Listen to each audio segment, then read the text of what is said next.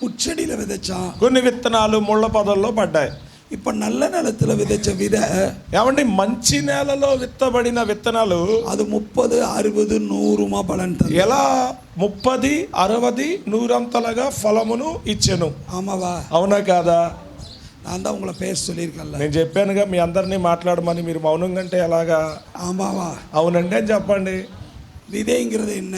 విత్తనం అంటే ఏంటి చెప్పండి. వార్తయ. నిలంங்கிறது మరి నేల అంటే హృదయం అంటారు. సభ. విత్తనము హృదయం. నేల అంటే ఈ మందిరం. నిలంங்கிறது సభై, నేల అంటే మందిరం, విதைங்கிறது కర్తరుடைய వార్త, విత్తనము అనేది దేవుని వాక్యం. ఇప్పుడు నా ప్రసంగం పண்றேன். ఇప్పుడు నేనేం చేస్తున్నా, ప్రసంగిస్తూ ఉన్నాను. 30, 60, 100 బలం తందది. ఏమండి 30, 60, 100 అంతలుగా ఫలము ఇచ్చింది. ఆమావా? అవునా?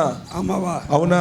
அப்படிதானே இருக்கு బైబిల్. బైబిల్ అలాగే ఉంది కదా, 30, 60, 100 అంతలుగానే ఫలించెను. అది ఎప్పుడు 30? మరి అది ఎలాగండి 30 అంతులుగా? ఒకటి అమ్మకు 30, ఈవిడికేమో 30 అంతులు, తంగచికి 60, చెల్లికేమో 60 అంతులు, అప్ప 100, అయ్యగారికేమో 100 అంతులు. కర్తర్ పిలిచి కొడుకురవరా? ఆయన ఏమైనా దేవుడు పక్షపాత అందరికి పంచి పెడతాడా? இல்ல కాదు కదా. இல்ல అవునా? ఆండవర్ எல்லாத்தையும் ఒరే పోల தான பார்க்க. దేవుడు అందరినీ ఒకే విధంగా చూస్తున్నాడు. ఆయన పక్షపాతి కాదు. அப்ப என்னன்னா, మరి ఏంటి ఇక్కడ దేవుడు ఇలా ఎందుకు ఇలా? నీ ఎప్పుడు இந்த వార్తயை వాంగరియో జాగ్రత్తగా వినండి. ఎందుకు ఈ వ్యత్యాసము అంటే, నీవు దేవుని వాక్యాన్ని వినేటప్పుడు నువ్వు ఈ వాక్యాన్ని ఎలాగైతే తీసుకుంటున్నావో, నీ వాంగర మారియే నీ ఆశీర్వదించబడువ. వాక్యాన్ని నీవు స్వీకరించే విధంగానే నీ దీవెన కూడా ఉండబోతుంది. నీ ఎప్పుడు వాంగరయో, నీవు వాక్యమును ఎలాగైతే స్వీకరిస్తున్నావో, సరి 30 అంతులుగా ఫలించ. 60 వాంగనాలు సరి, ఒకవేళ 60 అంతులుగా తీసుకుంటే, 100 వాంగనాలు సరి, ఒకవేళ 100 అంతులుగా తీసుకుంటే, వాంగర నీవు ఎంత శాతం ఎంతగా తీసుకుంటున్నావో. కాబట్టి నువ్వు ఎంతగా తీసుకుంటావు, ఎంతగా స్వీకరిస్తావు అనేది నువ్వే నిర్ణయించుకోవాలి. ఇప్పుడు నువ్వు తీసుకున్న దాన్ని బట్టే నువ్వు ఫలిస్తావు. అమ్మవా? అవునా? అర్థమైందా మీకు ఇప్పుడు? அப்ப நீங்க தான் முடிவு பண்ணணும். కాబట్టి ఇప్పుడు మీరే తీర్మానం తీసుకోవాలి. சரி, இந்த வருஷ வாக்குத்தத்தம், ఈ సంవత్సరము యొక్క వాగ్దానం. நான் வரும்போது ஆண்டவர்கிட்ட கேட்டு வந்தேன். నేను మరి మీ మధ్యకు రావడానికి ముందు ప్రభు సన్నిధిలో అడిగి వచ్చాను. நேற்று நைட்டு 12 மணி, நான் போய் படுக்கும்போது 2:30 மணி இருக்கும். నిన్న రాత్రి మీటింగ్ దగ్గరే దాదాపు 12 గంటలైంది. మేము వెళ్ళి పడుకునే సమయము రాత్రి 2 గంటలైంది. డైలీ 2:30కి தான் படுக்கிறோம். ప్రతిరోజు 2 గంటలకే పడుకుంటాం. ஆனால் நேற்று கொஞ்சம் ரொம்ப இந்த థ్రోట్ ప్రச்சனை ఆయిடுச்சு. కానీ నిన్నటి దినమందు మరేమైంది అంటే, ఈ గొంతు చాలా పట్టేసి గొంతు పోయింది. పెరవీలందు కేకాద కాదల ఆండవర్ నెత్తినారు. పుట్టుకతో మూయబడిన చెవులను దేవుడు నిన్నటి దినమందు తెరిచాడు. నిజం, తెలుసు, అయ్యగారికి తెలుసు. ఇది இன்னைக்கு இல்ல, எல்லா மீட்டிங்லயும் நடக்கும். ఇదేదో నిన్న ఒక్క మీటింగ్ లోనే కాదు, అన్ని కోటాల్లో కూడా, మా కోటాల్లో జరుగుతూ ఉంటాయి. పేసాదవంగ పేసినాంగ. ఏమంటే పుట్టుకతో మాట్లాడలేని వారు మాట్లాడడం మొదలు పెట్టారు. క్యాన్సర్ కట్టి ఒక మనిషికి కాణామ పోచ్చు.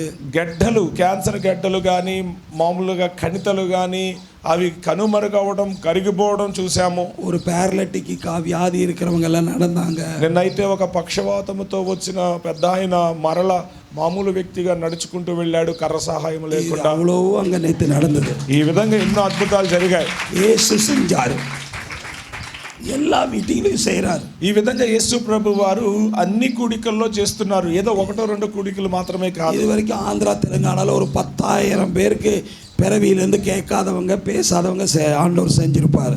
దాదాపు ఈ ఆంధ్ర తెలంగాణ ప్రాంతాల్లో చూసినట్లయితే దాదాపు ఎన్నో కూడికలు ఏర్పాటు చేసాం. ఆ కూటాల్లో అనేక మందిని ప్రభు స్వస్థపరిచాడు, బాగు చేశాడు. చెవిటి వారి చెవులను తెరిచాడు, మోగవారి నాలుకను దేవుడు ముట్టాడు. గట్టిగా చెప్తాం హల్లెలూయా. நான் எதுக்கு இது சொல்றேன்னா, ఎందుకు ఇవన్నీ చెప్తున్నానంటే, நான் என்னுடைய வாழ்க்கையில, నా యొక్క జీవితంలో యేసు యారునో తెలియదు. యేసు ఎవరో నాకు తెలియదు. యేసు எனக்கு தெரியாது. జాగ్రత్తగా వినండి. యేసయ్య ఎవరో నాకు తెలియదు. ఉங்களுకెல்லாம் యేసు தெரியுமா? మీ అందరికీ యేసయ్య తెలుసా? தெரியுமா? తెలుసా? தெரியும். తెలుసు. எனக்கு தெரியாது. నాకు తెలియదండి. உங்களுக்கு యేసు స్వామి தெரியுமா? మీకు యేసయ్య, యేసు దేవుడు తెలుసా? தெரியுமா? యేసయ్యను దేవుడు తెలుసా? தெரிஞ்சவங்கலாம் ఒకసారి తెలిసిన వాళ్ళు చేతులు పైకి ఎత్తండి. எனக்கு இயேசு சாமி தெரியாது. నాకు యేసయ్యను దేవుడు తెలియదు, ஆனா எனக்கு ஒரு அப்பா இருக்காரு. కానీ నాకు ఒక తండ్రి ఉన్నాడు. அவர் பேரு இயேசு. ఆయన పేరు యేసు. அவரு தான் இயேசு. ఆయనే యేసు.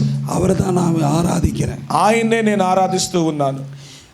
ஒரு 22 வருஷங்களுக்கு முன்னாடி 22 సంవత్సరాల క్రితం நான் ஒரு திருமணம் செஞ்சேன். నేను ఒక వివాహం చేసుకున్నాను. நான் கொஞ்சம் போதை பழக்கத்துக்கு பயங்கர அடிமை. ఆ కాలంలో నేను ఈ త్రాగుడుకు, మద్యపానానికి, మాదక ద్రవ్యాలకి బానిసనైపోయాను. என் மனைவி கவர்மெண்ட்ல வேலை செஞ்சா. నా భార్య ఏమో ప్రభుత్వ ఉద్యోగిగా పనిచేసేది. எனக்கு கொஞ்சம் சுடுதண்ணி குடிக்க கிடைக்குமா? కొంచెం నాకు త్రాగడానికి వేడి నీళ్ళు ఏమైనా దొరుకుతాయా?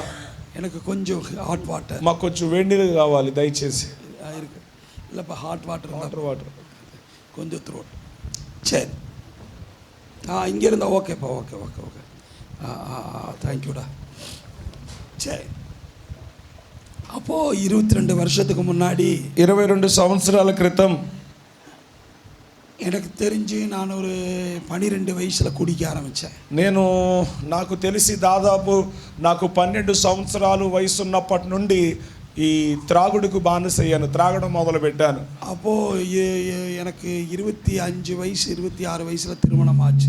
నాకు 25, 26 సంవత్సరాల వయసులో వివాహం జరిగింది. బేస్ తగ్గినానా. திருமணம் ஆனபோது వివాహం జరిగినప్పుడు நான் இஷ்டப்பட்டு திருமணம் செஞ்சேன். నేను ప్రేమించి ఇష్టపడి పెళ్లి చేసుకున్నాం. என் மனைவி கவர்மெண்ட்ல வேலை నా செய்ய. భార్య ఏమో గవర్నమెంట్లో ఉద్యోగం చేసేది. அப்ப இயேசுவை நல்லா ஆராதிக்கிற ஒரு மனைவியா இருந்தா, అయితే ఆమె యేసు ప్రభువుని చక్కగా పూజించి ఆరాధించే ఒక స్త్రీగా ఉంది. அப்ப ஏசப்பாவை நல்லா ஆராதிக்கிறவளா இருந்தா, యేసయ్యను చక్కగా భక్తిగా ఆరాధించే ఒక స్త్రీగా ఆమె ఉంది. அப்போ நான் எனக்கு இயேசுவை தெரியாது. అయితే నాకు యేసు ప్రభు వారు పూర్తిగా తెలియదు. நான் ஒரு ஆண்டவர் அறியாத குடும்பம். నాకు యేసయ్య ఎవరో తెలియదు. నాకు యేసయ్య ఎవరో తెలియదు. నేను క్రైస్తవేతర కుటుంబం నుండి వచ్చాను. நான் டெய்லி குடி, ప్రతిరోజు త్రాగేవాడినండి. வீட்டில் சண்டை, ఇంట్లో గొడవలు, அடிதடி, ఇంట్లో దెబ్బలు. 13 வருஷத்துக்கு முன்னாடி மனநல பாதிக்க. 13 సంవత్సరాల క్రితం నాకేం జరిగింది అంటే మతి స్థిమితం పోయింది. பைத்தியக்காரனா ரோட்ல திரியுது. నాకు పిచ్చి పట్టి పిచ్చివానిగా రోడ్ల మీద తిరుగుతూ ఉండేవాడిని. மனநல பாதிக்கப்பட்டுருச்சு. నాకు మతి స్థిమితం బాగోలేదు. ரோடா அலையிறேன். రోడ్ల మీద తిరుగుతూ ఉండేవాడిని. துணி, మురికి బట్టలు, எல்லா இடத்துலையும் நம்ம படுத்துக்கிறேன். అన్ని చోట్ల అలా రోడ్ల మీద తిరుగుతూ ఉండేవాడిని. வாழ்க்கை போச்சு. ఈ విధంగానే నా జీవితం ఉండేది. அப்போ ஒரு மனுஷன் என் மனைவிட்ட போய் சொன்னா, అప్పుడు నన్ను చూసిన ఒక వ్యక్తి నా భార్య ఎద్దుకు వెళ్ళి చెప్పాడు, கணவரை நான் அங்க பாக்குறேன். అమ్మా నీ భర్తను పలానా చోట నేను చూశాను. அப்போ అங்கிருந்து என் மனைவி ஒரு ஆளுகளை கூட்டி, కాబట్టి అక్కడ నుండి కొంతమంది వ్యక్తుల సహాయంతో వెంటనే నా యొద్దకు వచ్చింది నా భార్య. ஒரு ஆலயத்துக்கு கொண்டு வந்து వెంటనే నేను అక్కడ పట్టుకొని తీసుకొని మందిరానికి తీసుకొని, கைகாலெல்லாம் கட்டப்பட்டு నా చేతులు కాళ్ళు కట్టేసి నన్ను முன்னாடி போட்டு வச்சிருந்தாங்க. మందిరానికి తీసుకొచ్చి ఇదిగోండి ఇలా ముందు పడేశారు. முன்னாடி போட்டு வச்சிருந்த இடத்துல ఇలా ముందుకు తీసుకొచ్చిన తర్వాత அந்த இடத்துல நான் கிடக்கிறேன். అక్కడ ముందు ఆ భాగంలో ఉన్నాను. அப்போ என் வீட்டில் வந்து கட்டப்பட்ட நிலைமையில இருக்கிறேன். కాబట్టి నేను ఎలా ఉన్నానండి, నా 2 చేతులు కాళ్ళు తాళ్లతో కట్టబడి నా పరిస్థితి అలా ఒక మూలన మందిరంలో నన్ను పడేశారు. ஒரு நாள் ఒక రోజు எங்க పట్టణத்துல ஒரு பாஸ்டர் வந்திருந்தார். ఒకసారి మా పట్టణానికి ఒక పాస్టర్ గారు వచ్చారు. அவரு இந்த மாதிரி ஹீலிంగ్ டெலிவரன்ஸ் మినిస్ట్రీ. ఆయన కూడా ఈ విధంగా స్వస్థత మరియు విడుదల చేసే దైవజనుడు. அப்போ அன்னைக்கு என் மனைவிக்கு இது கேள்விப்பட்டு, మరి ఆ దైవజనుడు వస్తున్నాడని నా భార్య విని என் கை காலெல்லாம் கட்டப்பட்டு నా చేతులు కాళ్ళు కట్టేసి அந்த சர்ச்சுக்கு என்ன கூட்டிட்டு ఆ போனாங்க. దైవజనుడు వచ్చిన ఆ మందిరానికి ఆ రోజు నన్ను తీసుకొచ్చారు. அந்த சர்ச்சுக்கு நான் போனதும் ఆ చర్చికి నేను వెళ్ళిన తర్వాత எல்லாத்துக்கும் விடுதலை ஆச்சு. అక్కడికి వచ్చిన వారందరూ బాగుపడ్డారు, విడుదల పొందారు. ஆனா எனக்கு விடுதலை ஆகல. కానీ నాకు మాత్రం విడుదల కలగలేదు. அப்போ எல்லாரும் போயிட்டாங்க. కాబట్టి వచ్చి బాగుపడిన వారందరూ తిరిగి వెళ్ళిపోయారు. என்ன கூட்டிட்டு போக ஆள் இல்ல. కానీ నన్ను వెనక్కి తీసుకు వెళ్ళడానికి ఎవరు లేరు, అందరూ వెళ్ళిపోయారు. என் மனைவியும் என் பிள்ளையும் என் தலைமாட்டில் படுத்து ఆ రాత్రి ఆ మందిరములో నా భార్య నా పిల్లలు నా దగ్గరే పడుకున్నారు. ஏசப்பா இந்த பைத்தியக்காரனை நான் என்ன பண்ணுவேன்? నా భార్య ఏడుస్తూ ప్రభు దగ్గర అడుగుతుంది, యేసయ్యా ఈ పిచ్చోడిని నేనేం చేసుకోవాలి? அப்போ ஆண்டவர் அவள்கிட்ட சொன்னது, అప్పుడు ప్రభు చెప్పాడు ఆమెతో, நான் உனக்கு கொடுப்பேன், ఆయన అన్నాడు నా భార్య చెవిలో, నేను నీకు ఇస్తాను, நீ எனக்கு தருவியா? నీవు నాకు ఇస్తావా అనే స్వరం నా భార్యకు వినబడింది ఆ அப்ப రాత్రి. என் மனைவி போய் பாஸ்டர்ட்ட சொன்னா. అప్పుడు వెంటనే నా భార్య పాస్టర్ గారి దగ్గరికి వెళ్ళింది. பாஸ்டர் சொன்னாரு, అప్పుడు పాస్టర్ గారు అన్నారు, இந்த மனுஷனை ஊழியத்துக்கு கேக்குறாங்க, ఈ వ్యక్తిని దేవుడు తన పరిచర్య కొరకు అడుగుతున్నాడు. அப்ப என் மனைவிக்கு சந்தோஷம், என் மனைவிக்கு சந்தேகம், என் மனைவிக்கு சந்தேகம். అయితే అప్పుడు ఈ మాట పాస్టర్ గారు అనగానే నా భార్యకేమో కొంచెం సందేహం. என் కணவனுக்கு தெரிஞ்சது ஒரே ஒரு వழி. ఏమండి, నా భర్తకు తెలిసింది ఒకటే దారి. அவனுக்கு தெரிஞ்சதெல்லாம் ஒயின் ஷாப், వాడికి తెలిసిందల్లా కూడా బ్రాందీ షాపు, ரெண்டாவது போலீஸ் ஸ்டேஷன், రెండవది పోలీస్ స్టేషన్, மூணாவது కోర్టు, మూడవదిగా కోర్టు, నాలుగవది వకీలు, నాలుగవదిగా ఈ లాయర్, వీళ్ళే తెలుసు. அஞ்சாவது கட்சி, ఐదవదిగా పార్టీలు. இதுதான் என் கணவனுக்கு தெரியும். నా భర్తకు తెలిసిందల్లా కూడా ఇవియే. இவனுக்கு போய் இந்த பைபிள் என்ன தெரியும்? ఇతనికి బైబిల్ ఎలా తెలుసు అని, இவன் போய் எப்படி ஊழியம் பண்ணுவான்? ఇతను వెళ్ళి ఎలా పరిచర్య చేస్తాడు? என் மனைவி பாஸ்டர் சொன்னா. నా భార్య పాస్టర్ గారితో అంది. பாஸ்டர் சொன்னாரு, అప్పుడు పాస్టర్ గారు చెప్పారు, நான் சொல்றது நீ செய். అమ్మా, నేను చెప్పింది నువ్వు చెయ్యి. நீ ஆண்டவருக்கு ஒப்புக்கொடு. నీ భర్తను దేవుని కొరకు అర్పించుకో. ஆண்டவருக்கு ஒப்புக்கொடு. నిన్ను నీ భర్తను ప్రభువుకి అర్పించుకో. ஆண்டவருக்கு ஒப்பு கொடுத்தது ప్రభువుకి అర్పించుకుంటే அந்த இடத்துல ఆ స్థలములో அந்த பாஸ்டர் வந்து, ఆ పాస్టర్ గారు என் వచ్చి, மனைவி சொன்னா, నా భార్య అంది, என் மனைவி சொன்னா, నా భార్య అంది, இனி ஆண்டவரே ఇక మీదట என் கணவனுக்கு சுகம் ஆயிருச்சுனா, ప్రభువా నా భర్తకు స్వస్థత కలిగితే, பைத்தியம் தெளிஞ்சிருச்சுனா, నా భర్త యొక్క పిచ్చి పోతే நான் என்ன பண்றேன்? నేనేం చేస్తానంటే, என் வேலை எழுதி கொடுத்துட்டு నా ఉద్యోగానికి రాజీనామా చేసి என் கணவனும் నేను నా భర్త நேரம் உனக்கு పూర్ణ పరిచర్యలోకి వస్తాను. கர்த்தரனை விடுதலை செய்தார். ఈ మాట నా భార్య చెప్పగానే ప్రభు నన్ను పూర్తిగా బాగు చేశాడు.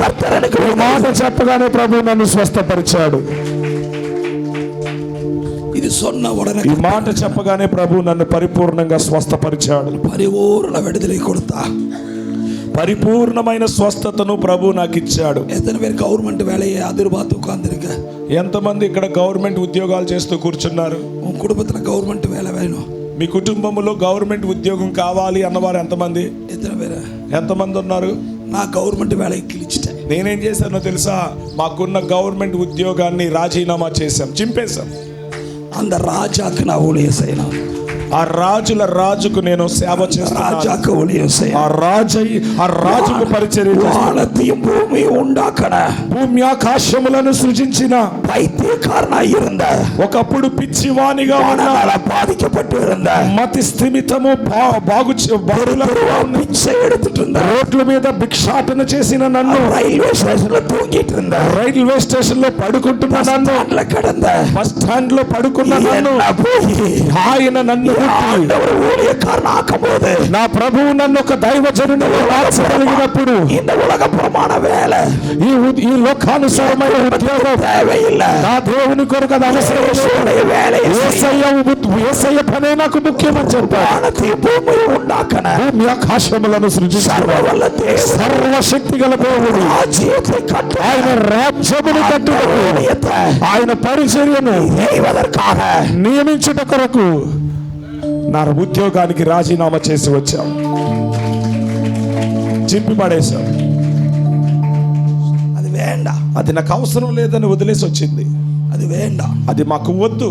ఈబీలో నల్ల ఫార్మసిస్ట్, ఈ యొక్క ఎలక్ట్రికల్ డిపార్ట్మెంట్ లో ఒక ఫార్మసిస్ట్ గా పనిచేశారు ఆమె. ఇది కుప్ప, అదంతా కూడా చెత్తతో సమానం. కర్తరు ఆశీర్వదించనున్నా, దేవుడు నిన్ను ఆశీర్వదించాలి అనుకుంటే వగేలిన ఆశీర్వదిపారు. ప్రభువు నిన్ను ఏ రీతిలోనైనా ఆశీర్వదిస్తాడు. ఆమె చెప్పండి. எனக்கு గవర్నమెంట్ వేళ கிடைச்சாதான் ఆశీర్వదం. లేదు, నాకు గవర్నమెంట్ ఉద్యోగం వస్తేనే నేను ఆశీర్వదించబడతాను అంటే అది తప్పు. ஒரு గవర్నమెంట్ ఎంప్లాయీ, ఒక గవర్నమెంట్ ఎంప్లాయీ రిటైర్ ఆనా ஒரு 50 లక్షం கிடைக்குமா? ఏమండి, ఒక గవర్నమెంట్ ఉద్యోగి ఒక 50 సంవత్సరాలు లేదా 60 సంవత్సరాలు ఉద్యోగం చేసి పదవి విరమణ తరువాత ఒక 60 లక్షలు వస్తుంది, 20 lakhs, ఒక 50 లక్షలు వస్తుందా ఆఖరిలో? చెప్పండి. ఒక 20-30 వస్తుంది అనుకుందాం. అవునా? எவ்வளோ கிடைக்கும்? ఎంత వస్తుంది దాదాపు? அப்பா எவ்வளோப்பா கிடைக்கும்? ఎంత వస్తుందో చెప్పండి అయ్యగారు. அப்பா ஃப்ரீயா பேச, ఫ్రీగా మాట్లాడండి మీరే. எவ்வளோப்பா கிடைக்கும்? ఎంత వస్తుంది? ஒரு 10. కాదండి, పదవి విరమణ తర్వాత పిఎఫ్ కాదు, పిఎఫ్ అమౌంట్ ఎంత వస్తుంది? దాదాపు ఒక 20-30 లక్షలు వస్తాయి వారి వారి ఉద్యోగాన్ని బట్టి. எவ்வளோப்பா? 20 lakhs. ஆமாம், அவங்க గవర్నమెంట్ அதிகமாக ஒரு 20 lakhs. సరే, మనందరం కూడా ఎక్కువ ఒక 20 లక్షలు వేసుకుందాం, ஒரு 30 lakhs, లేదా ఒక 30 లక్షలు వేసుకుందాం. ஆமாவா? అవునా కాదా? ஆனால் எல்லாத்தையும் தூக்கி போட்டுட்டு, కానీ ఎప్పుడైతే మేము అన్నిటిని విడిచిపెట్టి వచ్చామో உலகம் சொல்லுச்சு ఈ లోకమంది பைத்தியக்காரன், అరే మీరు పిచ్చోళ్ళు అంది మమ్మల్ని. இவனுக்கு இன்னும் பைத்தியம் தெரியல, వీడికి ఇంకా పిచ్చి పోలేదన్నారు. கவர்மெண்ட் வேலையை ரிசைன் பண்றான். వీళ్ళ భార్య ఇతను గవర్నమెంట్ ఉద్యోగానికి அப்ப இவனுக்கு பைத்தியம் ఇతనికి ఏమన్నారు? పిచ్చి పోలేదన్నారు. ఇంకా தெரியல, ఇతనికి పిచ్చి పోలేదు, பைத்தியம் தெரியல, పిచ్చి పోలేదన్నారు. அதனால இவன் இன்னும் பைத்தியம் தெரியாம தான் இருக்கான். ఉద్యోగానికి రాజీనామా చేశారు కాబట్టి వీళ్ళకి ఇంకా పిచ్చి పోలేదు అన్నారు. ఆమేన్ சொல்லுங்களேன். ఆమేన్ చెప్పండి. எல்லாம் அப்படி சொன்னாங்க. అందరూ కూడా మమ్మల్ని చూసి అలాగే అన్నారు. ఏదో పத்தி నాను என் மனைவியும் கவலைப்பட. కానీ ఎవరేమనుకున్నా నేను నా భార్య వాటి గురించి పట్టించుకోలేదు. ஆண்டவருக்கு நான் ஏதாவது செய்யணும், నా దేవుని కొరకు నేను ఏదైనా చేయాలి. நாங்க எல்லாத்தையும் கிழிச்சு போட்டு వాటన్నిటిని కూడా విడిచిపెట్టి వచ్చాం. இன்னைக்கு ஒரு வருஷம் ஒரு గవర్నమెంట్ ఎంప్లాయీ எப்ப రిటైర్ అయ్యి వాంగరానో, జాగ్రత్తగా వినండి, ఒక ప్రభుత్వ ఉద్యోగి 60 సంవత్సరాలు పనిచేసి ఆఖరిలో ఎంత డబ్బు అయితే అతనికి వస్తుందో అది என்னோட మాస வருமானம். ఆ డబ్బు అంతా నా నెల సంపాదన, మాస పోషిక, అదంతా కూడా ఒక నెల వస్తుంది, నెలకు వస్తుంది నాకు. ஆமாப்பா, నిజం. நான் இதுக்காக நான் சொல்றேன்னா, ఎందుకొరకు ఈ మాటలు చెప్తున్నానంటే முழுமையா நீ இயேசுவை நம்பு. నేనేమంటున్నా, పరిపూర్ణముగా యేసయ్యను నమ్ముకో. ஏசப்பா உன்னை ஆசీర్వదిக்கணும்னு முடியும். యేసయ్య నిన్ను ఆశీర్వదించాలి అని నిర్ణయించుకున్నాడు. இந்த பூமியில நீ కష్టపడறதுக்காக வரல. ఈ భూమి మీద కష్టపడడానికి, వేదన చెందడానికి దేవుడు నిన్ను పంపలేదు. நீ இந்த பூமியில ஆசீர்வதிக்கப்பட்ட, ఈ భూమి మీద మీరు ఆశీర్వాదకరముగా ఉండడానికే ప్రభు పంపాడు. பூமி உனக்குள்ள ஆசீர்வதிக்கப்பட்டது. ఈ భూమి నీ కొరకు ఆశీర్వదించబడింది. ஆமாவா இல்லையா? అవునా కాదా? ஆமாவா இல்லையா? అవునా కాదా? ஆமாவா இல்லையா? అవునా కాదా? கலாத்தியர் 4:5 சொல்லுகிறது. గలతీ పత్రిక 4:5 అంటుంది. உன் காலம் படி படி படி చదవండి. గలతీ పత్రిక 4:5. కాలము సంపూర్ణమైనప్పుడు. கலாத்தியர் 4:5. டக்கு டக்கு நான் இன்னும் மெசேஜுக்குள்ள போல.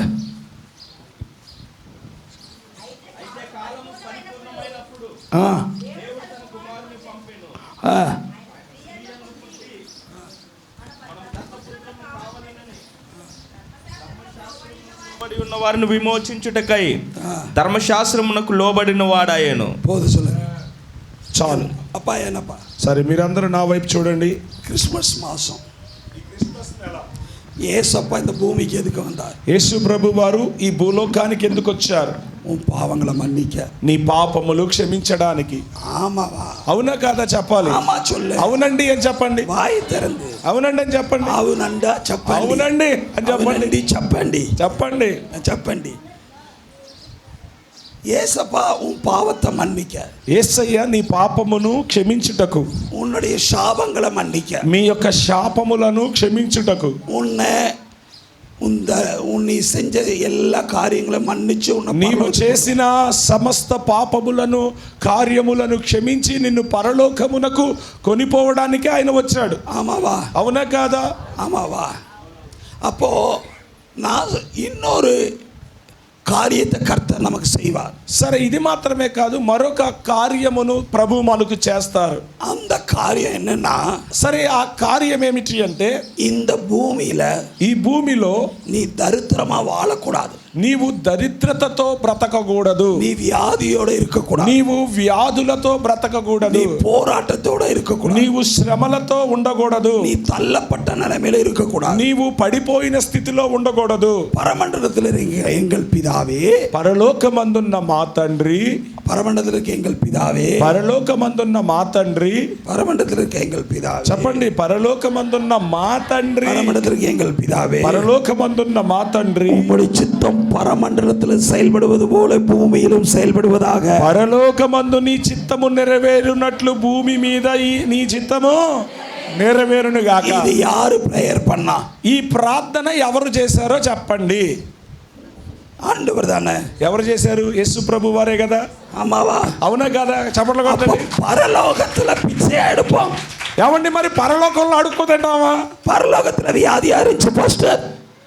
పరలోకத்துல வியாதி இருந்ததா? ఏమంటే పరలోకములో వ్యాధులు రోగాలు ఉంటాయా? பரலோகத்துல தரித்திரம் இருந்ததா? పరలోకములో దారిద్ర్యత ఉందా? பரலோகத்துல சாப்பாட்டுக்கு கஷ்டப்பட்டோமா? ఏమండి పరలోకములో ఒక పూట తిండి కోసము కష్టపడాలా? ஆண்டவரே சொல்லுகிறார், సాక్షాత్తు ప్రభు చెప్తున్నారు, பரலோகத்துல இருக்கிற சித்தம் பூமியில நிறைவேற. పరలోకమందున్న నీ చిత్తము భూమి మీద నెరవేరుగాక சொன்னாரு. ఇది దేవుడు చెప్తున్నాడు. தன்னுடைய முதல் பிரசங்கம் ప్రభు యొక్క మొట్టమొదటి మాట சொல்லுகிறார், நீ இந்த பூமியில பரலோகத்தை போல సంతోషமா వాడు. ఆయన అంటున్నాడు, పరలోకములో సంతోషముగా ఉన్నట్టు ఈ భూమి మీద నువ్వు సంతోషంగా ఉండు. இந்த பூமியில நீ ఆశీర్వదించ. ఈ భూమి మీద నువ్వు ఆశీర్వదించబడాలి.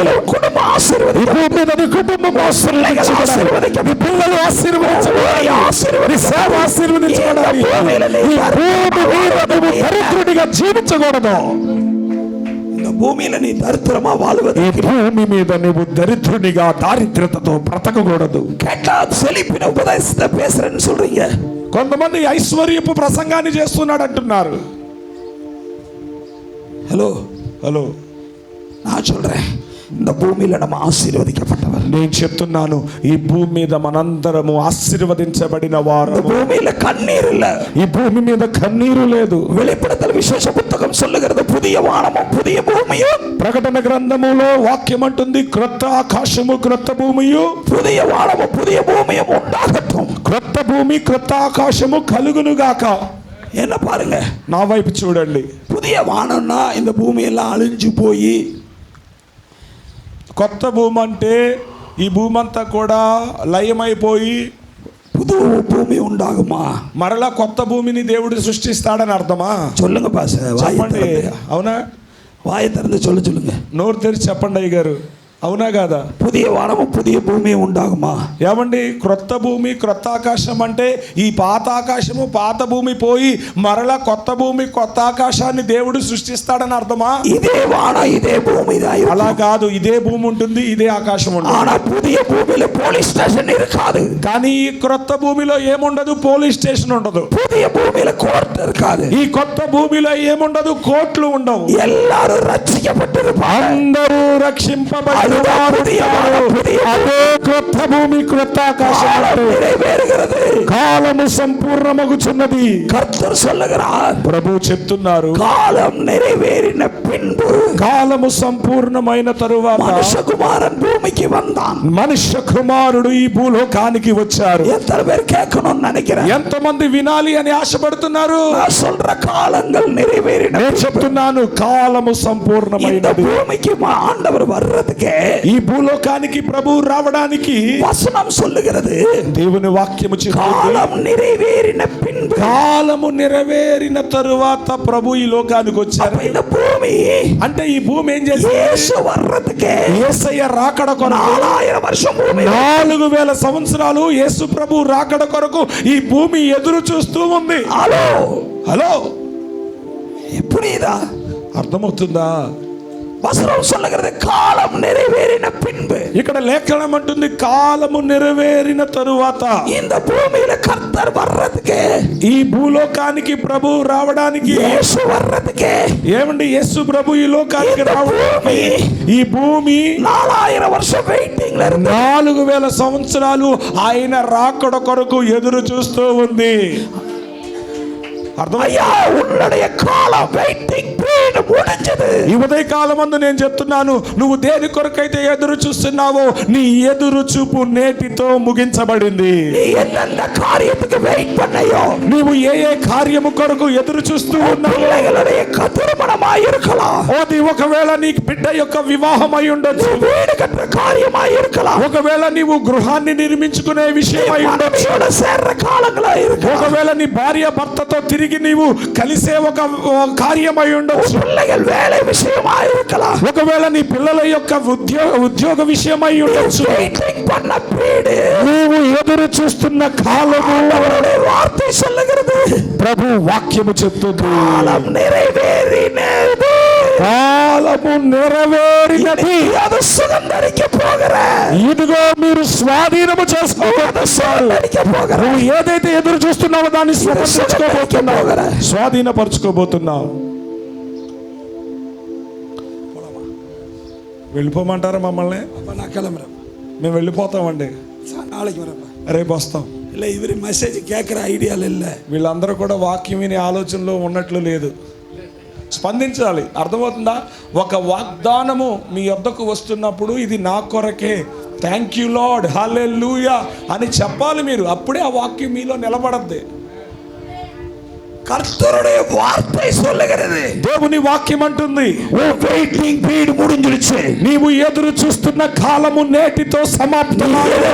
వెయిట్ பண்ணிட்டு இருந்தீங்க, నీవు దేని కొరకైతే ఎదురు చూస్తూ వచ్చావు, இன்னைக்கு நான் சொல்றேன், ఈ రోజు నేను చెప్తున్నాను, బలిపీఠంలో నిన్ను சொல்றேன், ఈ బలిపీఠంపై ఉండి చెప్తున్నాను, இந்த సభை, ఈ సంఘము, ఇది బ్రాంచ్, ఇది బ్రాంచ్ సంఘం, ఇది బ్రాంచ్, ఇది బ్రాంచ్ సంఘము, బ్రాంచ్, ఇది బ్రాంచ్ మాత్రమే, ఇది బ్రాంచ్ మాత్రమే. మెయిన్ చర్చ్ నీ నిனைக்கிற, ఇది ప్రధానమైన మందిరం అని మీరు అనుకుంటున్నారు. ఇది మెయిన్ చర్చ్ అల్ల, ఇది ప్రధాన మందిరము కాదు, ఇది బ్రాంచ్, ఇది సంఘం, బ్రాంచ్ సంఘమే. మెయిన్ చర్చ్ కర్తర్ ஆயத்தப்படுத்திட்டு இருக்கிறார். దేవుడు మీ మెయిన్ చర్చ్ ని సిద్ధపరుస్తూ ఉన్నారు. கர்த்தருடைய நாமத்தினால சொல்றேன், దేవుని నామములో చెప్తున్నారు, கர்த்தருடைய ஆளுகையில நின்னு சொல்றேன், ప్రభు పరిపాలనలో చెప్తున్నారు, கதர்சியா சொல்றேன், దేవుని ప్రవక్తగా చెప్తున్నారు, காரணம் சொல்றேன், దేవుని సేవకునిగా చెప్తున్నారు.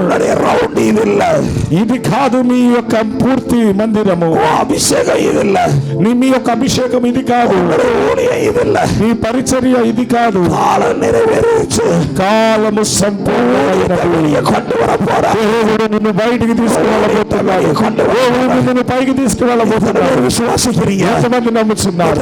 విశ్వాసిக்கிறேன். ఎంతమంది నమ్ముతున్నారు? 2025 2025వ సంవత్సరంలో அந்த காரியத்துக்கு நீ வெயிட் பண்ணிட்டு இருந்த, మీరు ఒక దాని కోసం ఎదురు చూస్తూ ఉన్నారు. அது எல்லாம் 2026 మీరు వేటి కోసం అయితే ఈ సంవత్సరం ఎదురు చూశారు, దేవుడు సంపూర్ణంగా చేయబోతున్నాడు.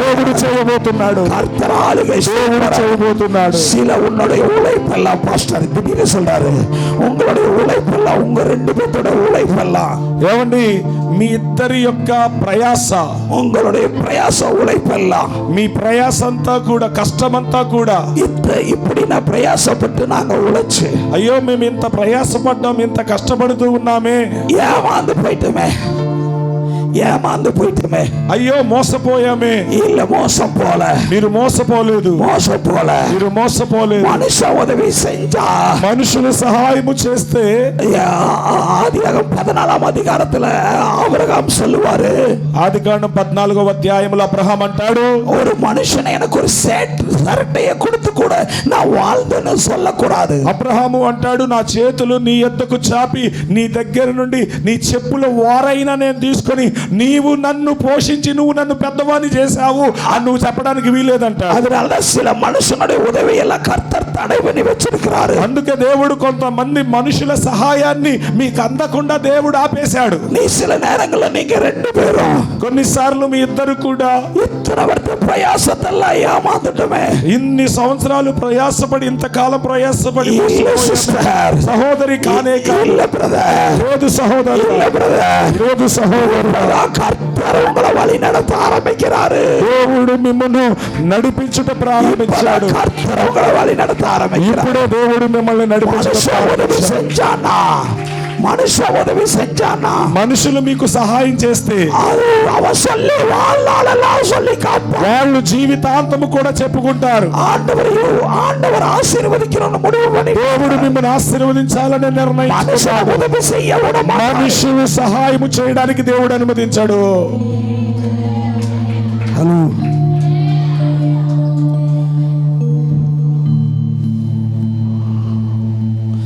మత్తయి 2వ అధ్యాయం, మత్తయి సువార్త 2వ అధ్యాయం 1వ వచనం, మత్తయి సువార్త 2వ అధ్యాయం 1వ వచనం. హేరోదు రాజావిన్ నాట్களிலே, రాజైన హేరోదు దినములలో,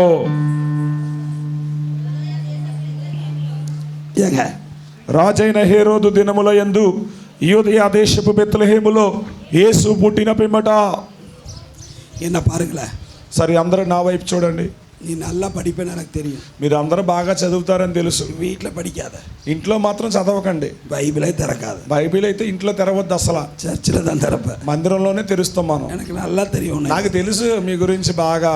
நல்லா என் மைண்டில் உன்னை புரிஞ்சுதான் வச்சிருக்கேன். నేను మీ అందరి గురించి బాగా అర్థం చేసుకున్నాను లోపల. ஆமென் சொல்ல. ఆమేన్ చెప్పండి. మనసార சொல்ல, నా వీటిలో నా డైలీ 1/2 மணி நேரம் బైబిల్ படிக்கிறேன். ஒரு ஆள் కై తూకు. ఏమండి మనస్ఫూర్తిగా చెప్పండి, నిజం చెప్పండి. ప్రతిరోజు ఇంటిలో ఒక అరగంట సేపు నేను బైబిల్ చదువుతాను అన్నవారు ఆండవర్ பார்த்துட்டு இருக்காரு. దేవుడు చూస్తున్నాడు. చదువుతాము అన్నవారే పైకెత్తండి. 1 மணி நேரம் సూపర్. ఒక అరగంట గంట చదివేవారు 4 பேர் இருக்கிறோம். ఒక 4-5 ఉన్నారు. దేవుడికి స్తోత్రం. ఆమేన్ చెప్పండి. హేరోదు రాజావిన్ నాట్కల్లో, రాజైన హేరోదు దినములలో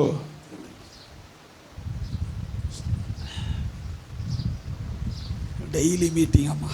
ప్రతిరోజు సభలు, ప్రతిరోజు కూడికలు కదా. డైలీ 5 மணி நேரம் కత్తం. ప్రతిరోజు ఒక 4 నుండి 5 గంటలు మాట్లాడటం, ప్రార్థన చేయడం. ఒవ్వొరు మொழி, డైలీ ఒవ్వొరు మொழி. ప్రతిరోజు ఏదో ఒక మూలన మీటింగ్ జరుగుతూనే ఉంటది. డైలీ ఒక దేశం.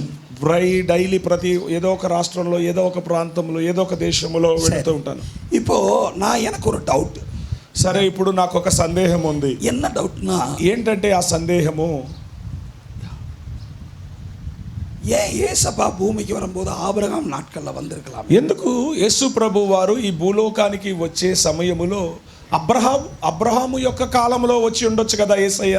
இல்ல దావీదు నాట్కల్లో వந்திருக்கலாம், లేదా దావీదు గారి కాలంలో వచ్చి ఉండొచ్చు. నోవా నాట్కల్లో వந்திருக்கலாம். యేసయ్య రావాలి అనుకుంటే నోవాహు కాలంలోనైనా వచ్చి ఉండొచ్చు. ఆమావా இல்லையா? అవునా కదా చెప్పండి. తూక వరవంగల ஒரு ఆమేన్ சொல்லு. నిద్రస్తున్న వారందరూ ఆమేన్ చెప్పండి. உனக்கு தூக்கம் வரும் எனக்கு தெரியும். சரி, కాదు కేకమ యారాదు இருக்கியா? ఎవరికైనా వినికిడి లోపం ఉందా? అందరికీ చెవులు వింటున్నాయా? ఎవరికైనా వినికిడి లోపం ఉందా? నిజంగా అడుగుతున్నాం. యారాదు కాదు. ఎవరైనా చెవి సమస్య ఉందా? కాదు ప్రశ్న. అమ్మ వినపడదా లేకపోతే ఏమైనా? వినపడదు. ఓకే, సరే. இப்போ 10 నిమిషం సరియావు. 10 నిమిషాల్లో సరి అవుతుంది. ఆమా.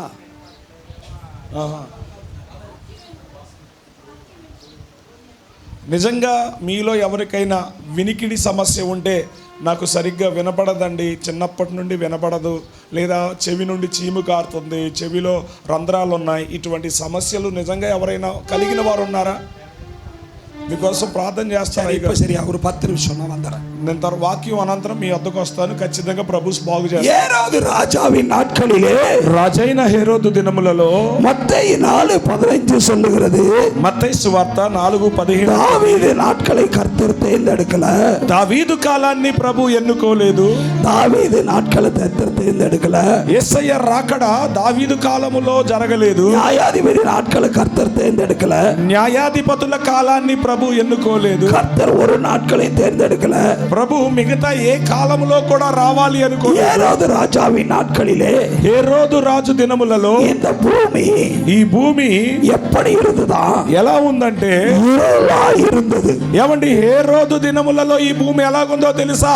అంధకారముతోను చీకటిమయముగా ఉంది. இருள் இருக்கிற ஜனங்களை வெளிச்சத்துக்கு கொண்டு வருவதற்காக இயேசு பூமிக்கு வந்தார். చీకటిలో ఉన్న ప్రజలను వెలుగులోనికి నడిపించుటకే ప్రభువైన యేసుక్రీస్తు ఈ లోకానికి వచ్చారు.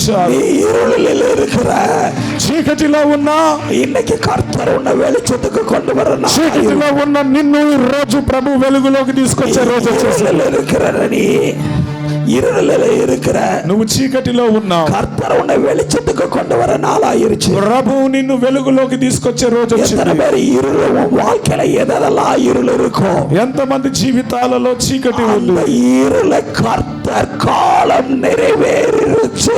ఏమండి, ఆ చీకటి పోయే రోజు ఆసన్నమైంది. కాలము సంపూర్ణ. இருள் மாறிடுச்சுல. నీ చీకటి మారిపోయింది. ஓவர் பந்தாவா பேசுற.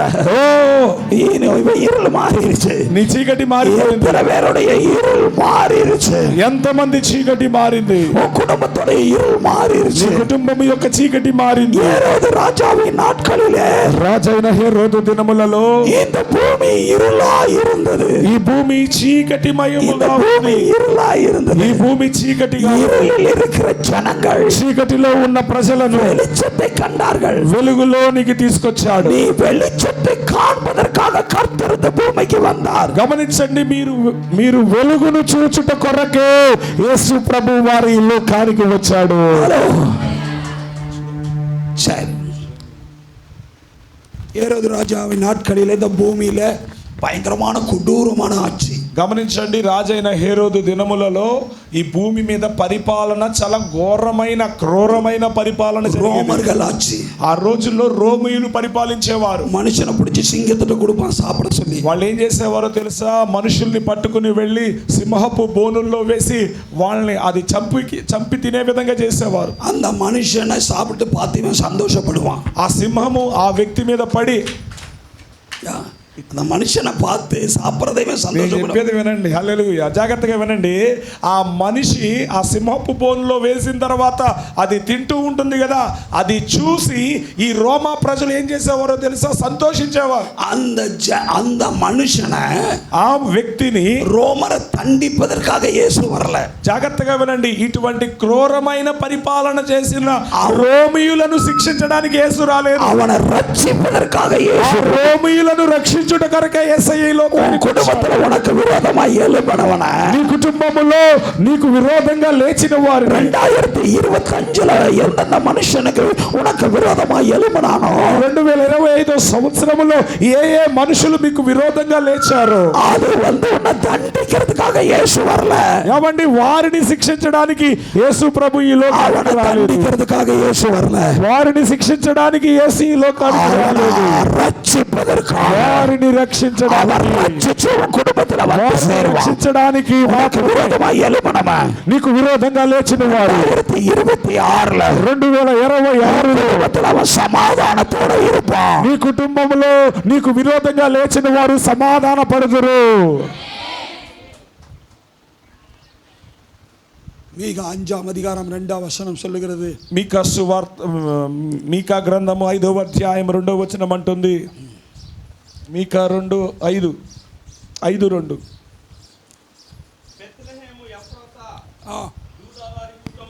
నీవు స్వల్ప గ్రామమైనను నా కొరకు ఇశ్రాయేలును ఏలబోవాడు నీలో నుండి వచ్చును.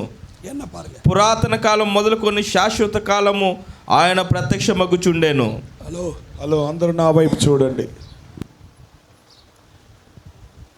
இந்த ஏன் ஆண்டவர் ஏன் எகிப்தை செலக்ட் பண்ணல? ఏమండి, ప్రభు అయిన యేసుక్రీస్తు వారు ఎందుకు ఐగుప్తును ఎంపిక చేసుకోలేదు?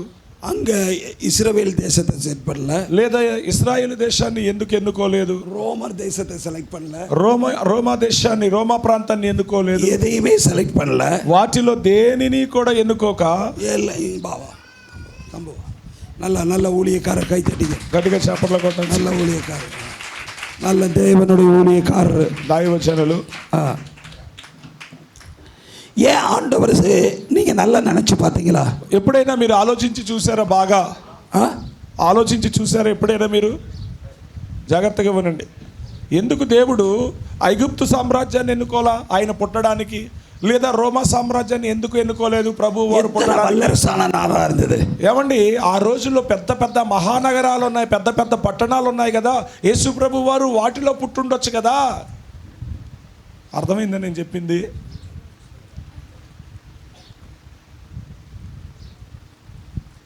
అర్థమైందా? పోయిందా? இருக்கீங்களா? అసలు ఇక్కడ ఉన్నారా మీరు? చర్చిలో இருக்கீங்களா? ఇక్కడ మందిరంలోనే కూర్చున్నారండి?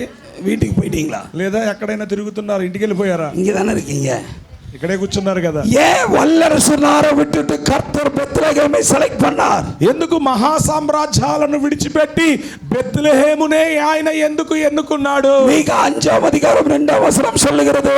మీకా 5వ అధ్యాయం 2వ వచనం అంటుంది. என்ன சொல்லுச்சு? ఆ వాక్యం ఏమని చెప్పింది? என்ன சொல்லுகிறது? మీకా 5:2 ఏం చెప్తుంది?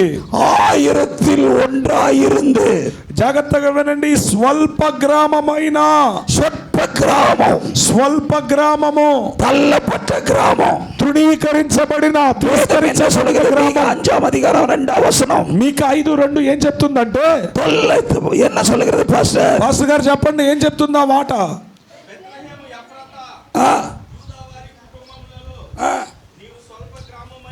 ஐயா என்ன பாரு, అందరూ నా వైపు చూడండి. அவர் தலைநகரத்தை செலக்ட் பண்ணல. యేసు ప్రభు వారి యొక్క పుట్టుకకు ఆయన మహానగరాన్ని ఎన్నుకోలేదు. அற்பமான கிராமத்தை தான் செலக்ட். ఈ స్వల్పమైన గ్రామాన్ని ఆయన ఎన్నుకున్నాడు. యేసు అற்பமான గ్రామத்துல యేసయ్య స్వల్ప గ్రామములలోనే పరిచర్య చేశాడు. అற்பமான గ్రామத்துல இருக்கேன்னு சொல்லாத. కాబట్టి నేను స్వల్ప గ్రామములో అల్ప గ్రామములో ఉన్నాను అని చెప్పాడు. చిన్న గ్రామத்துல இருக்கு. నా పరిచర్య చిన్న గ్రామములో ఉంది.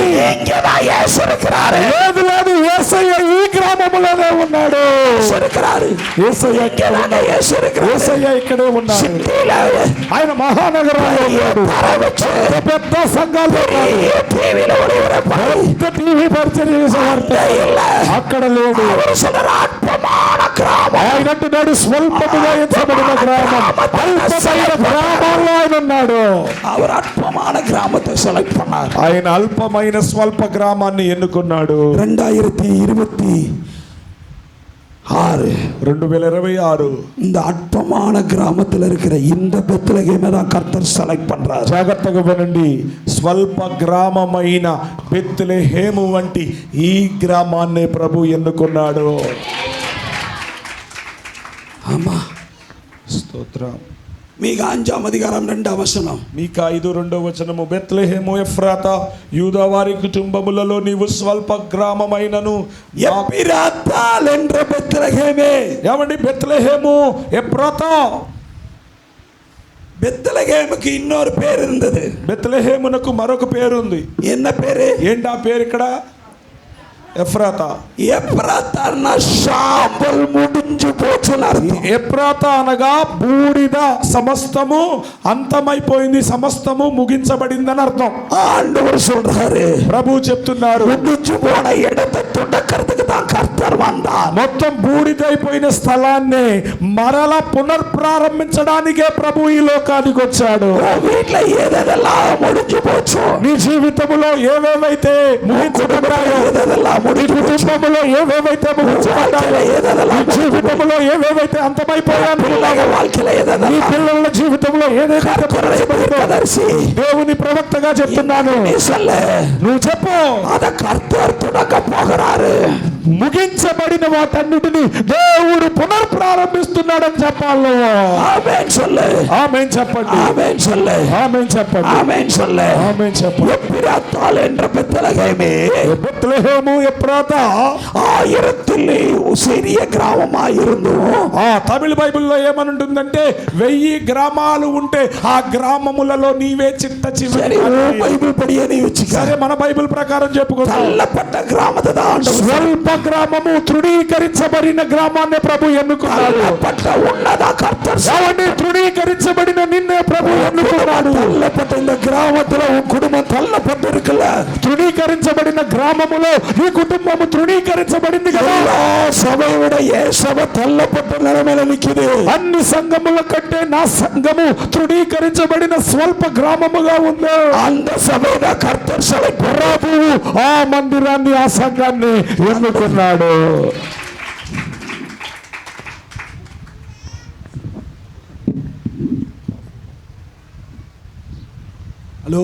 హలో எத்தனை பேத்துக்கு புரிஞ்சு? ఎంతమందికి అర్థమైంది? அப்ப இயேசு முதல்ல இருளில் இருக்கிற ஜனங்களை வெளிச்சத்துக்கு கொண்டு வருவதற்கு మొదటి పాయింట్ ఏం చెప్పాను? యేసు ప్రభు వారు ఈ లోకానికి ఎందుకు వచ్చారండి?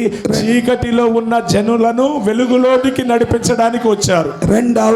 రెండవ పాయింట్, తల్లపట్ట నీ, ఒదుకపట్ట నీ ఉన్నదా కర్తర్ సెలెక్ట్ పண்றாரு. అవండి, స్వల్పముగా ఎంచబడిన నిన్ను, తృణీకరించబడిన నిన్ను, తిరస్కరించబడిన నిన్నే ప్రభు అయిన యేసుక్రీస్తు ఎంపిక చేసుకున్నాడు.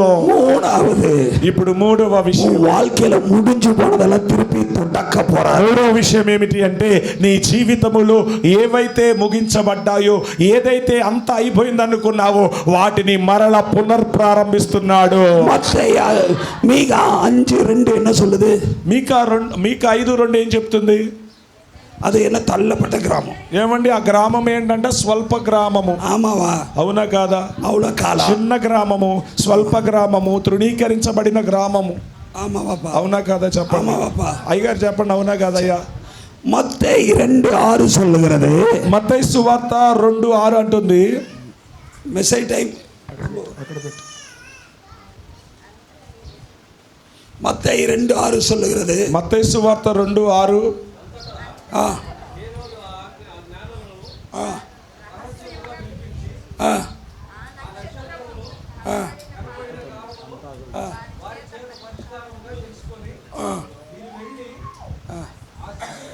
மத்தேயு 2:6 உங்களுக்கு ஆமா, మత్తయి 2:6 கரெக்டா? నక్షత్రం.